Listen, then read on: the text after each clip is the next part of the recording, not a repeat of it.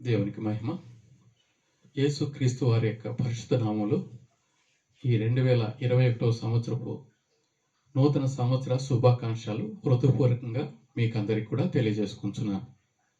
ఈరోజు దేవుని వాక్యం ధ్యానం చేసే దానికోసం పరిశుద్ధ గ్రంథంలో నుంచి యెషయా గ్రంథము 49వ అధ్యాయం 16వ వచనాన్ని చదువుకొని ధ్యానం చేసుకుందాము. యెషయా గ్రంథం 49వ అధ్యాయము 16వ వచనం. చూడుము, నా అరచేతుల మీదనే నిన్ను చెక్కి ఉన్నాను. దేవుడు ఈ మాటను మనకు వాగ్దానంగా ఈ సంవత్సరం అనుగ్రహింపచేశాడు కనుక ఈ వాక్యాన్ని ధ్యానం చేస్తుండగా పరిశుద్ధాత్మ దేవుడు మనతో మాట్లాడాలని చిన్న ప్రార్థన చేసుకుందాం. ప్రేమగల మా పరలోక తండ్రి, నీ గొప్ప నామానికి స్తుతి స్తోత్రాలు. కన్న తండ్రి, మమ్మల్ని ఎంతగానో మీరు ప్రేమించి 2020 సంవత్సరం నుంచి 2021 సంవత్సరంలోకి నడిపింపచేశారు. ఈ నూతన సంవత్సరాన్ని మాకు ప్రసాదింపచేశారు. నీకు కృతజ్ఞత స్తుతి స్తోత్రాలు. పరమ తండ్రి, నీ మాటలు మేము ధ్యానం చేస్తున్నాం. యెషయా గ్రంథము 49వ అధ్యాయము 16వ వచనాన్ని చదువుకుని ఉన్నాం. ఇది ఈ సంవత్సరం మా అందరికి ఇచ్చినటువంటి వాగ్దానం. ఈ వాగ్దానాన్ని మేము స్వతంత్రించుకున్నట్లుగా నీ పరిశుద్ధ ఆత్మ మాకు తోడు దయచేసి నీకు మహిమ మాకు ఆశీర్వాదం దయచేశారని, ఈ సంవత్సరం ఆది నుంచి అంతవరకు కూడా మీ కనుదృష్టి మా మీద నిలిపి మీ మహిమాతో వాడుకున్నారని మీ స్తుతిస్తూ యేసుక్రీస్తు నామాన్ని బట్టి వేడుకుంటున్నాను నా ప్రియ పరలోక తండ్రి. ఆమేన్. దేవునికి స్తోత్రం. మనము చదువుకున్నటువంటి ఈ లేఖన భాగాన్ని గమనిస్తే ఈ 2021 సంవత్సరమున ప్రభువారు మనకిచ్చినటువంటి ఈ వాగ్దానం, దేవుడిచ్చిన ఈ వాగ్దానము నమ్మదైనటువంటి వాగ్దానాలు నెరవేర్చే దేవుడుగా ఉన్నాడు. మాట ఇచ్చి దాన్ని నిలబెట్టేవాడుగా ఉంటున్నాడు, జరిగించేవాడుగా ఉంటున్నాడు. ఆ నమ్మదైన దేవుడు ఆమెన్ అయిన వాడుగా ఉంటున్నాడు. యేసుక్రీస్తులో వాగ్దానాలన్నీ కూడా ఆమెన్ అయి ఉన్నాయి, నిశ్చయములైనాయి, స్థిరములైనాయి. కనుక ఈ వాగ్దానాన్ని మనమందరం కూడా కలిగి ఈ నూతన సంవత్సరంలో ముందుకు సాగేదానికి పరిశుద్ధ ఆత్మదేవుడు మనకు కృపను అనుగ్రహింప చేయనుగాక. ఇప్పుడు మనం చదివినటువంటి ఈ వాక్యాన్ని గమనించినట్లయితే, చూడుము, నా అరచేతుల మీదనే నేను నిన్ను చెక్కుకొని ఉన్నాను అని చెప్తున్నాడు. దేవుడు ఎందుకు ఆయన అరచేతుల మీదనే నిన్ను చెక్కుకొని ఉన్నాడు అని మనం ప్రశ్న వేసుకుంటే, అరచేయి అనేటువంటిది ఈ శరీర అవయవాలకు అన్నిటికంటే మనకు దగ్గరగా ఉంచుకునేదానికి వీలవుతుంది. అనగా ఒక అర్థము, దేవుడు నిన్ను నన్ను తనకు దగ్గరగా ఉంచుకొని ఉన్నాడు. ఈ సంవత్సరంలో దేవుడు మనకు అలాంటి కృపను దేవుడు అనుగ్రహింపచేశాడు. అలాంటి వాగ్దానాన్ని మనకు అనుగ్రహింపచేశాడు. దేవుడు మనల్ని ఆయనకు దగ్గరగా ఉంచుకున్నవాడుగా ఉంటున్నాడు. తండ్రి పిల్లలను దగ్గరగా ఉంచుకోగలుగుతాడు. మనము దేవునికి పిల్లలై ఉన్నాం. ఆయన నామములో విశ్వాసం ఉంచిన కారణాన్ని బట్టి ఆయన పిల్లలైనటువంటి మనం అందరం కూడా ఆయనకు దగ్గరలో ఉండాలని ఆశించి ఆయన మనవలను ఆయన చేతిలో మనవలను చెక్కుకొని ఉన్నాడు. అరచేతుల్లో చెక్కుకోవడం అనేటువంటి గమనించినట్లయితే, రాస్తే ఒకవేళ అది తుడిపేస్తే పోతుంది, ఇంకా పెయింట్ చేస్తే అది పోవచ్చు, చెక్కినట్లయితే అది పోదు. కనుక దేవుడు మనవలను ఆయన యొక్క చేతుల్లో చెక్కుకొంచున్నాడు. చెక్కుటలో అనగా మన కొరకు యేసు ప్రభువారు శిలువలో గాయాలు పొందినవాడుగా ఉన్నాడు. ఆయన చేతులతో మనవలు చేశాడు. ఆయన చేతులతో నిన్ను నన్ను రూపించాడు. ఆయన చేతులు నీ కొరకు నా కొరకు గాయాలు పొందినాయి. ఎందుకంటే ఆయన గాయాల్లోంచి రక్తము స్రవించుటకు, ఆ రక్తము మన పాపాలన్నింటినీ కడిగి ఆయనకు దగ్గరగా ఉంచుకునే దానికోసం ఆయన తన చేతుల్లో గాయాలు పొందాయి. ఆ గాయాల్లో మనములు దాచుకునేవాడుగా, ఆ గాయాల్లో మనములు భద్రపరచుకునేవాడుగా ఉండేదానికోసము ఆయన చేతుల్లో మనములు చెక్కున్నాడు. కనుక ఒకటి మనం గమనిస్తే, ఆయనకు దగ్గరగా ఉండేదానికోసము ఆయన చేతుల్లో మనములను చెక్కుకున్నవాడుగా ఉంటున్నాడు. ప్రభువారు ఈ లోకంలో శరీరధారిగా ఉన్నప్పుడు పిల్లలను వారి యొక్క తల్లిదండ్రులు ప్రభువారి దగ్గరికి తీసుకుని వచ్చినప్పుడు ప్రభువారు అలాగ వంగి చేతులతో ఆ పిల్లలను తీసుకొని కౌగిల్లో ఉంచుకొని వారి మీద చేతులు ఉంచి వారిని ఆశీర్వదిస్తున్నారు. కనుక ఎంత దగ్గరగా ప్రభువారు పిల్లలను తీసుకొని వస్తున్నారు.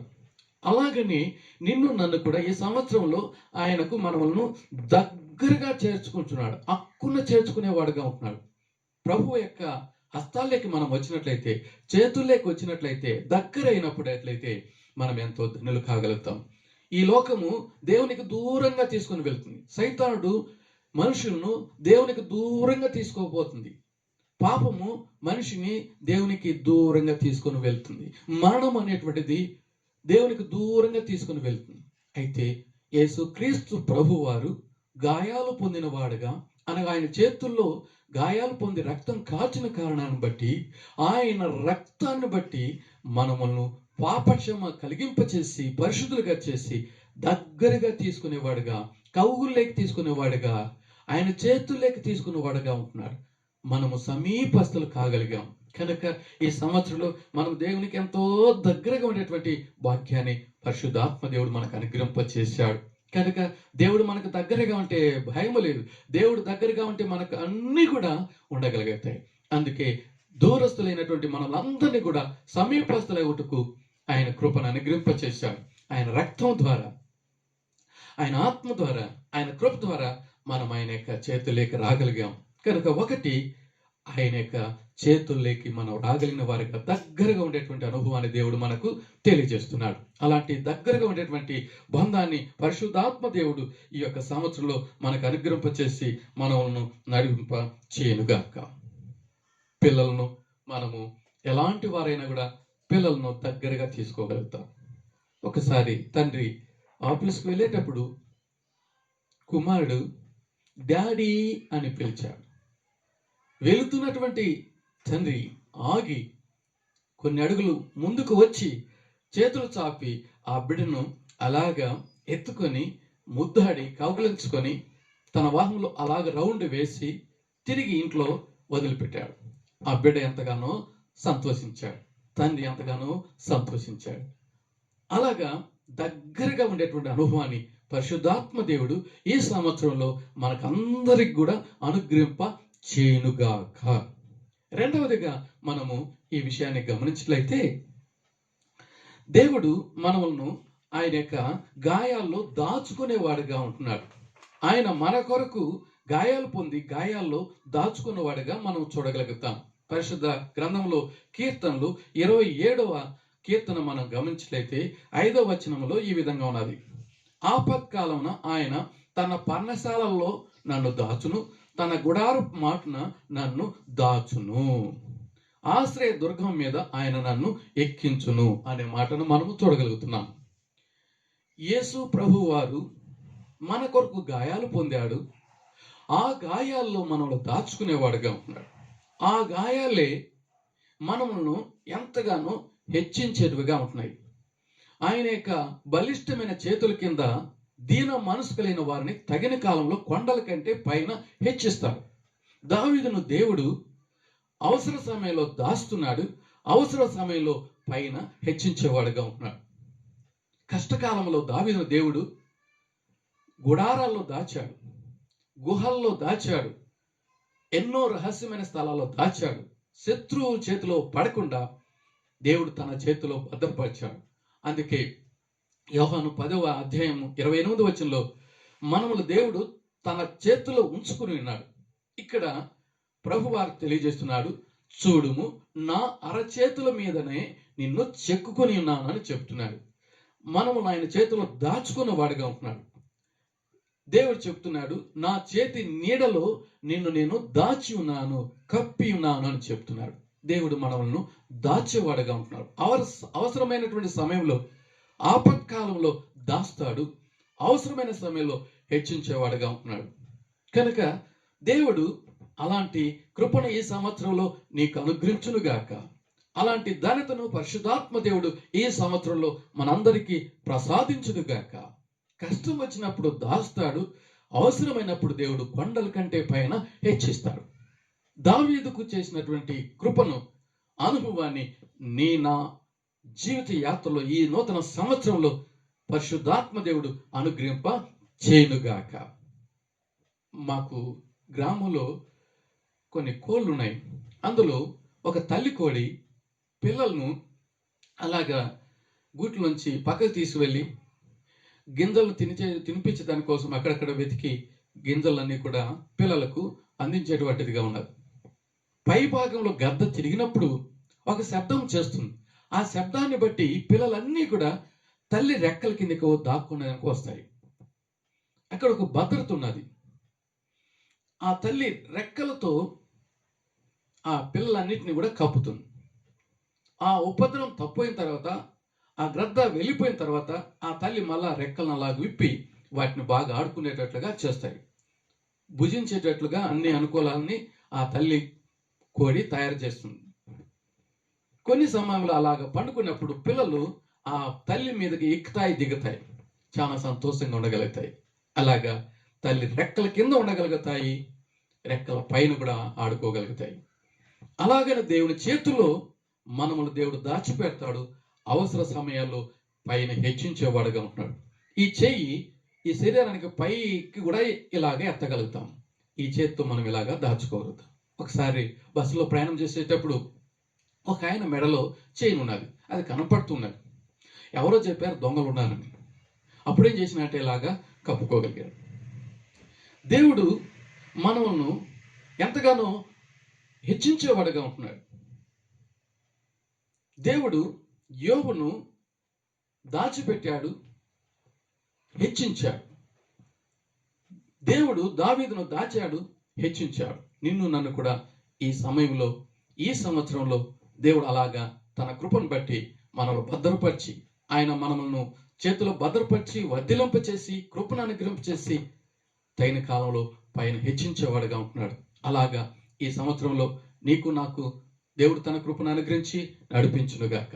మూడవదిగా గమనించినట్లయితే యేసు ప్రభువారు ఆయన యొక్క చేతుల మీదనే ఎందుకు నిన్ను చెక్కుకున్నాడు అని మనం చూసినట్లయితే కీర్తనలు 16:11 వచనాన్ని చదివినట్లయితే ఈ విధంగా ఉన్నది.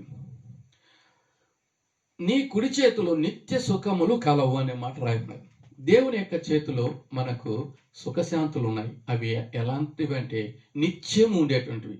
దేవుని చేతిలో మనము నిత్యము ఉండగలుగుతాం. దేవుడు మనల్ని ఆయన చేతులతో ఎందుకు రూపించుకున్నాడంటే ఎల్లప్పుడూ కూడా ఆయనతో ఉండాలని.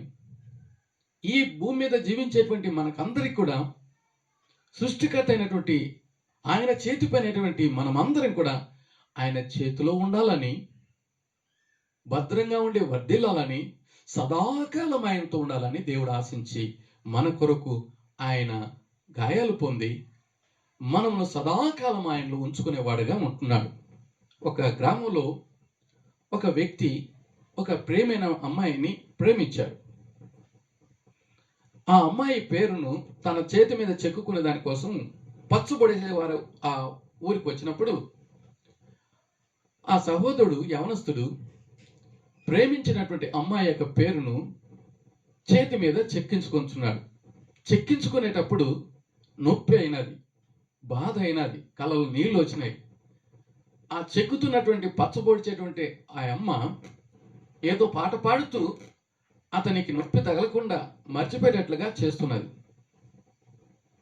ఆ విధంగా అతడు ఆ బాధను, ఆ కష్టాన్ని, ఆ దుఃఖాన్ని దిగమింగి సహించి భరించి ఆ పేరును తన మీద ఎప్పటికీ ఉండేటట్లుగా చేసుకోగలిగాడు. అతడు చూసుకున్నప్పుడల్లా ఆ ప్రియమైనటువంటి ఆ అమ్మాయి యొక్క పేరు జ్ఞాపకంలో ఉండగలుగుతుంది. ఎంతో సంతోషించేవాడుగా ఉంటున్నాడు. దేవుడు మనములో చేసుకున్నది కొద్ది కాలం ఈ భూమి మీద ఉండి ఇక్కడే ఉండాలని కాదు, శాశ్వత కాలము దేవుని రాజ్యంలో మనం ఉండాలని. చెక్కబడినది ఎప్పటికి కూడా అది మాసిపోదు. చెక్కబడినది ఎప్పటికీ ఉండగలుగుతుంది. చెయ్యి ఉన్నంత కాలం ఉంటుంది. అంటే దేవుడు ఉన్నంత కాలం మనం దేవునితో ఉండగలుగుతాం. దేవుడు నిత్యుడు, మనం ఆయన బిడ్డలము నిత్యము యుగ యుగాలు కూడా దేవునితో ఉండగలుగుతాం. ఈ భూమి మీద జీవించేటువంటి మనము ఆయన నామములో విశ్వాసం ఉంచి ఆయన బిడ్డలుగా జీవించి ఆయన చేతులతో చెక్కబడినటువంటి మనము ఆయన చేతులతో నడిపింపబడి, ఆయన చేతుల్లో భద్రంగా ఉండి, ఆయన చేతుల్లో వర్ధిలింపబడి, ఆయన చేతుల ద్వారా నడిపింపబడి సదాకాలము ఆయన చేతుల్లో మనం ఉండాలని దేవుడు ఆశించి ఈ వాగ్దానాన్ని నీకు నాకు అనుగ్రహింపచేశాడు. సదాకాలము మనం దేవునితో ఉండగలుగుతాం. ఈ భూమి మీద జీవించేటువంటి మనకు శ్రమ అయినా, హింస అయినా, కరువైనా, ఇరుకైనా, ఇబ్బంది అయినా, మరి ఏమొచ్చినప్పటికీ కూడా దేవుని యొక్క చేతిలోంచి ఎవరు కూడా విడదీయలేరు, ఎవరు కూడా ఎడబాపు చేయలేరు. అందుకే రోమా పత్రికలో చెప్పిన మాటను గమనించినట్లయితే ఈ విధంగా 8వ అధ్యాయము 35వ వచనాన్ని గమనిస్తే, క్రీస్తు యేసు యొక్క ప్రేమ నుండి మనల్ని ఎడబాపు వాడు ఎవడు?